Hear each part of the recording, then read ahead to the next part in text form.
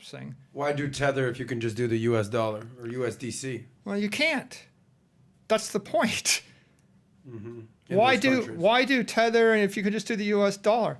Okay, how many people in Africa can walk into a Bank of America in New York City, open an account, and then get the US dollar? None of them.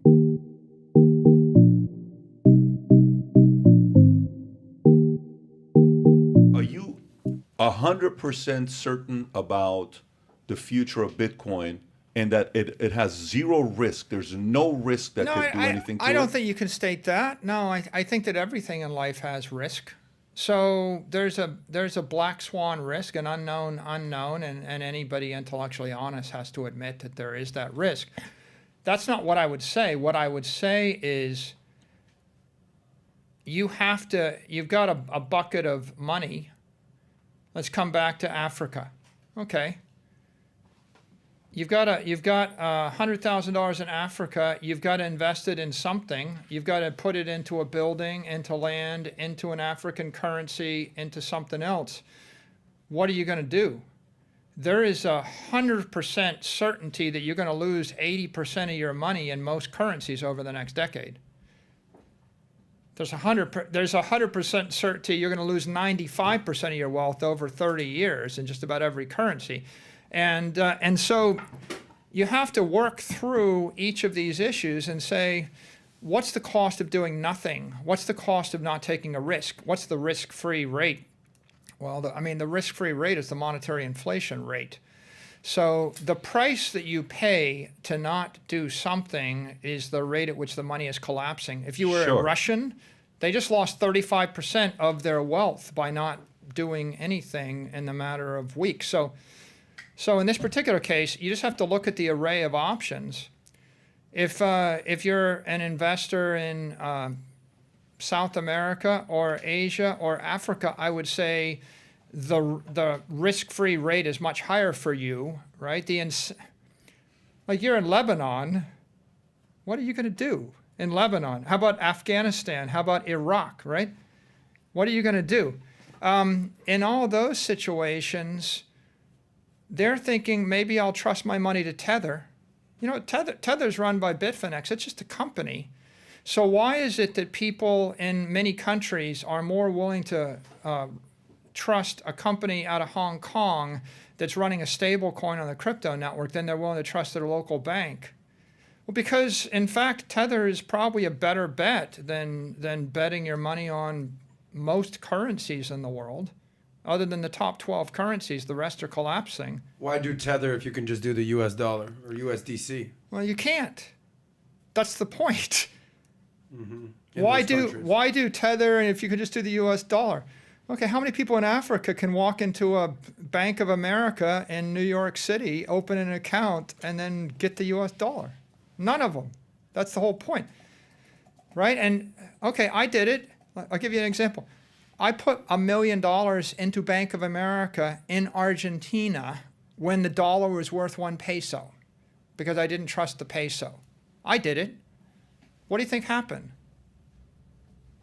The government basically shut down for 1 day. They sent an edict to the bank saying all dollars must be converted back into pesos. Then they went off the dollar peg and they devalued the peso 10-1. And I lost 90% of my money. Okay. So why do Tether instead of trust Bank of America in Argentina? You tell me. Mm-hmm. Right? Because what's the odds that Tether is going to go to zero in the next year? If the odds were 90% your money's going to zero in the next year by putting it somewhere else, then you would think maybe that's a risk I want to take. So, you know, people are forced out the risk curve based upon the monetary policy. And in a hyperinflating economy, in Zimbabwe, right, you're going to take everything you've got, you're going to buy anything. I don't know if you saw, you'll buy toilet paper, you'll buy boxes of cereal, right? You'll buy anything. There's pictures in Turkey, people, and this is this year, people go into a car lot and they buy all the cars. Okay, so here's the news story. The government impounds 54 cars that were bought by a hoarder. someone had the temerity to actually convert their currency into automobiles because they thought the automobiles would hold their value better than the currency.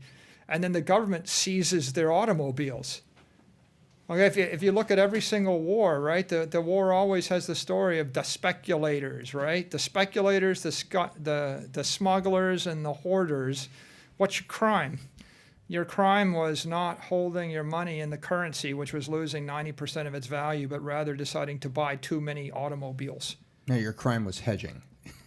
Yeah, right? Something like that. Picking an alternative asset as a storehouse of what you perceive to be security until the sovereign comes back and does one of two things that they're good at. Sovereigns know that debt, long term, there's the Jubilee theory, and also inflate your way out. It says, or seize and force conversion, which basically feeds right back into inflate your way out. Eventually, that all these countries will just inflate their way out, and the currencies collapse, and that's why they're all collapsing, right? That the currencies are weaker today than ever.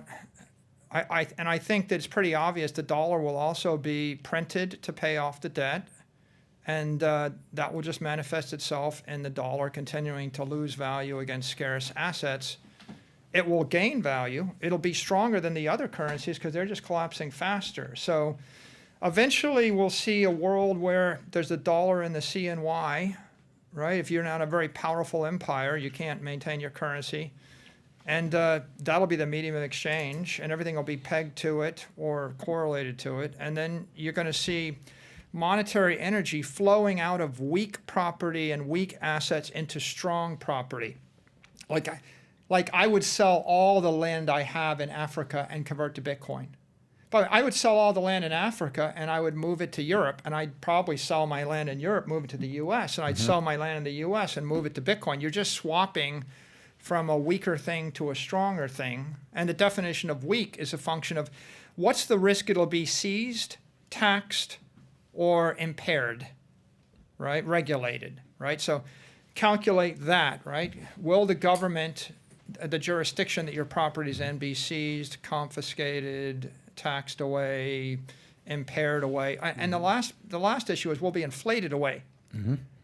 Right? The reason that Bitcoin is magical is because there's only 21 million. I can create more real estate in New York City. I can create more cars. I can create more luxury watches. I can create more gold. I can create more shares of stock. I can create more bonds. I can create any commodity. They're commodities by definition. Given enough money and time, I can create infinite of any of them. Bitcoin is a scarcity.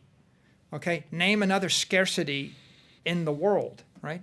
And technically, it's not clear there is another scarcity, right? A scarcity is something of which it is absolutely capped. If the price goes up by a factor of 1,000 or 1,000,000, it is absolutely capped.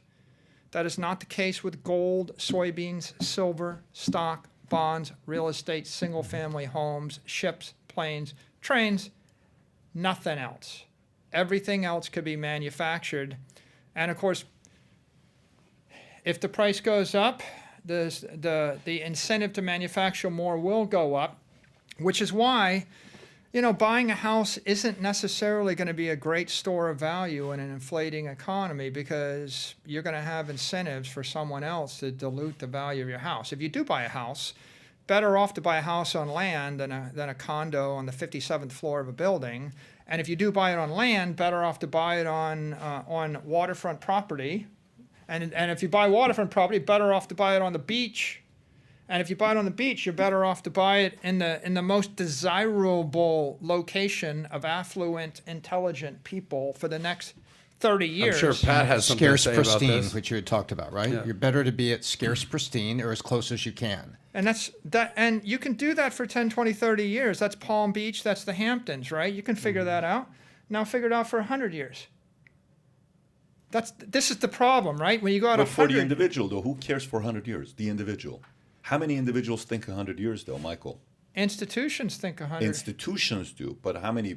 Even some institutional leaders only care about the return they're going to give you for a decade or two. They don't sit there and Or next think quarter. about 100 years. I think here's the point, I mean, though. that's one of the problems we have with our current political system even we have in America. You know, the guy who gets elected, he only cares about 2 terms. How much can he really do? It's tough. The issue is the asset's reflexive. If I told you that you could buy this digital asset and it would lose all of its value in 17 years, then people start to amortize it down. And when it gets to be 12 years old, people start to discount it. It's like you don't want to own a building in London where there's a ground lease that expires in 37 years, right? That's not as valuable as owning the land outright for 1,000 years. So if I told you it's good for 10 years, I think, and the other thing is good for 100 years, everybody wants the thing that's timeless. And the difference is going to create a marginal difference in the price. Let's say it's 2% or 3%. Okay, so all the intelligent money they stampede in the thing that's 2% better. And when they stampede in the thing that's 2% better, liquidity is 10x more, and then the money collapses out of the other thing, and it goes to zero. That's why Bitcoin Cash collapses, Bitcoin Satoshi Vision collapses. Anything that's sort of like the same thing but not quite as good will go to zero. That's why YouTube is YouTube, right? It's like there is a tendency of winner take all in these things, and it does matter, right? Now, you have children, you have grandchildren, right? I never met anybody that said, you know, I kind of want to keep my family generational wealth intact for 12 years, but then I don't care anymore, right? You sort of care. And there's one more element to this. It's not just the ability to know that the asset will hold value 100 years out. It's the portability. You know, if you're living in Nazi Germany in 1932, having portable property versus non-portable property makes a difference. Might make a life or death. There are people that are dead because they couldn't move the property, right?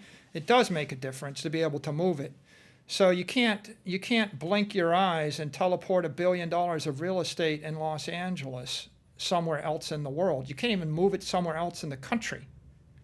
Being able to move the money from a city to another city, from a state to a state, from a country to a country, and from a counterparty to a different counterparty, all of these things are extraordinarily valuable. They're the difference between life and death. In many cases, and that's what Bitcoin gives you that you don't get with anything else. Well,